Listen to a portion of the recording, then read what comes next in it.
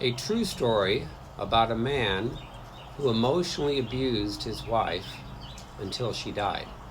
So there was a couple that I knew personally. They went to my church, and they actually went to my adult Sunday school class together. And initially, they seemed, very loving, very kind to one another. And eventually, his wife started getting sicker and sicker and sicker. And it turned out she was diagnosed that she had a brain tumor. And so he would wheel her around in a wheelchair eventually. And then I ended up visiting her when she was basically on her deathbed and she couldn't even speak anymore. And he always seemed very doting and very loving, very kind to her. So eventually, of course, she died. She was only 49 years old, which is very sad.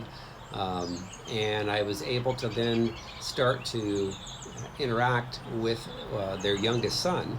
And the youngest son, eventually over time, started to tell me that his dad was mean to his mom, and his dad was also mean to his siblings, and that as soon as they graduated, they moved out to get away from that abuse that was going on. And it was just emotional, it wasn't physical or sexual.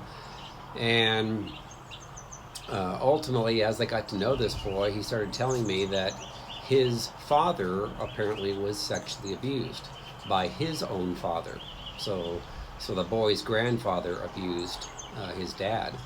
And as I became aware of that, the Lord started to speak to me, and he said, listen, this is what happened is, the boy's father got sexually molested. He got demons because of that. He was hearing all these negative voices and so forth, causing him to be abusive to his wife and children.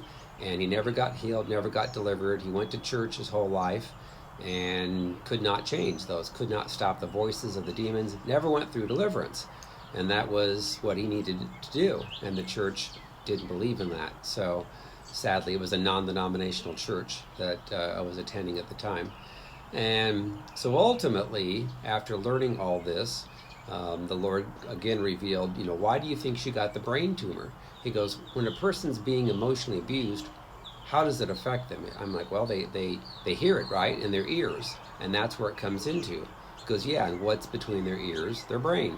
So ultimately, the negative words spoken over and over to her caused her to just continue to be negatively affected. And of course, there's tons of proof that if you are in an emotionally abusive situation, that's going to cause you to have oftentimes sickness and disease.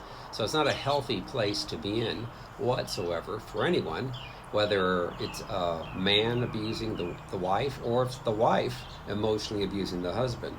If you're in that environment, it's not going to be healthy for the person that's being controlled and manipulated and talked down to. And so it's important, obviously, that people get healed and delivered. It's also important that you don't stay in that relationship physically forever, because it can cause you to take your life. You could die. A lot of people want to die when they're in an emotional situation where it's abusive like that. Because people can emotionally abuse and then act like they're sweet and nice on the outside all the time. And that's not a healthy situation to be in whatsoever. Obviously, God does not want that. God does not want a person to be abused. Malachi chapter 2, 3 times God says that God is not happy with the man that deals treacherously with the wife of his youth. So, healing and deliverance is what is needed. And in most situations, most spouses are going to need that in order to get along and to treat each other like Christ loved the church. So I have a book called Freedom from Soul Wounds and Demons. It's available on Amazon in paperback, Kindle, and Audible. It's also available in Spanish now. Again, Freedom from Soul Wounds and Demons, helping thousands of people around the world to get their wounds healed from childhood and be delivered so that they can have peace and love and joy in the way that they should be.